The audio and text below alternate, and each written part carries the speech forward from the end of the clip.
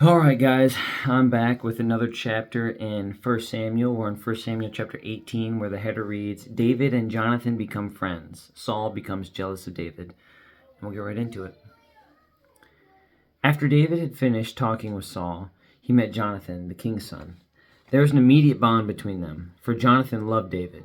From that day on, Saul kept David with him and wouldn't let him return home. And Jonathan made a solemn pact with David, because he loved him as he loved himself.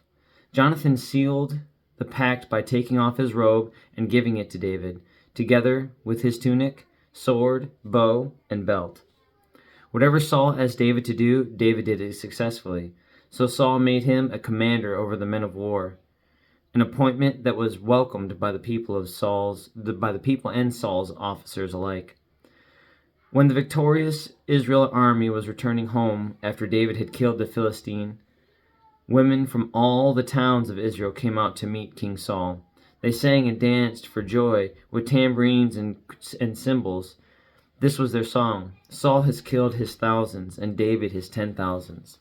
This made Saul very angry. What's this? He said. They credit David with 10,000s and me with only thousands. Next they'll be making him their king. So from that time on, Saul kept a jealous eye on David. The very next day, a tormenting spirit from God overwhelmed Saul, and he began to rave in his house like a madman. David was playing the harp, as he did each day, but Saul had a spear in his hand, and he suddenly hurled it at David, intending to pin him to the wall. But David escaped him twice. Saul was then afraid of David, for the Lord was with David and had turned away from Saul.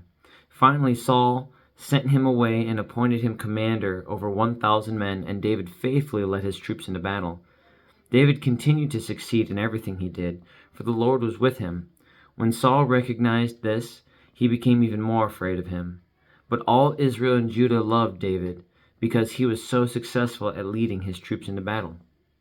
One day, Saul said to David, I am ready to give you my older daughter, Merab, as your wife.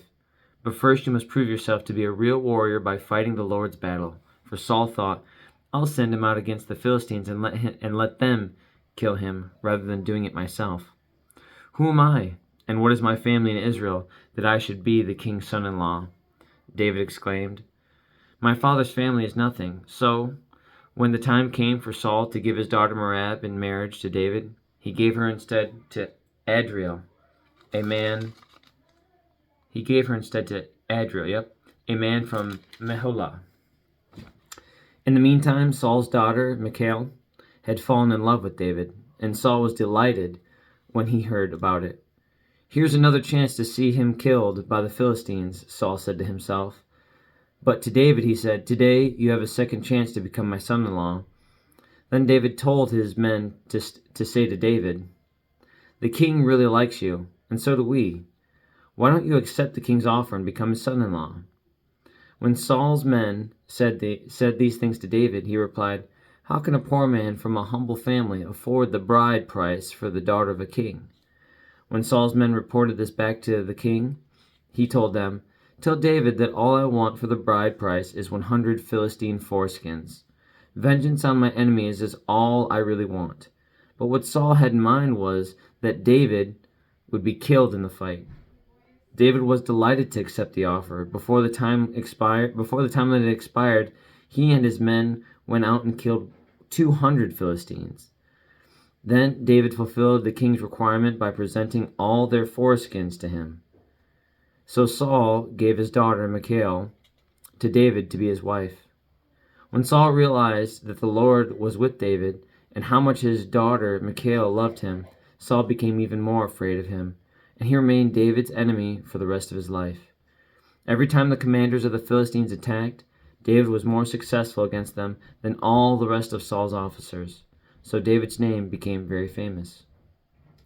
And that is the end of chapter 18 in 1 Samuel. So, besides the bit about the foreskins, I'm kind of perplexed at how David never postured negatively to Saul, yet it writes it down as Saul feared him. I think that when you are posturing against God and you are in the presence of those that humbly serve Him in all that they do, the only natural, I think, position against that is fear or jealousy, sometimes both, maybe even more. And so when you see that, especially when everything that Saul did was to his demise, and all it did was increase David's favor with not only Saul's close knit family, but the entire nation of Israel. And so that's such a powerful message. And God regularly gives us that. Say, hey, don't worry about what people say about you. Don't worry about the things that are going on. I work everything for your victory. Whether it seems like that or not, I must move pieces and people will be moved to my will, God's will. And it doesn't matter how you feel about it as long as you trust in God. If you feel that, then you are totally fine. And David, the entire story of David, is such a fantastic representation of that. I absolutely love it. And it brings me a lot of peace when I know that there's a lot of things happening that aren't going to my liking, knowing that God's moving things around for my victory. And currently, I can honestly say, personally, professionally, all those good things, not a lot's going the way that I would like it to go, but it's all for my good. And how humbling is that? And so, on that note, have a good night. God bless. I love you. Jesus loves you. And I'll be back tomorrow for chapter 19 of 1 Samuel, where the header reads, Saul tries to kill David. Have a good night and God bless, guys. I'll see you tomorrow.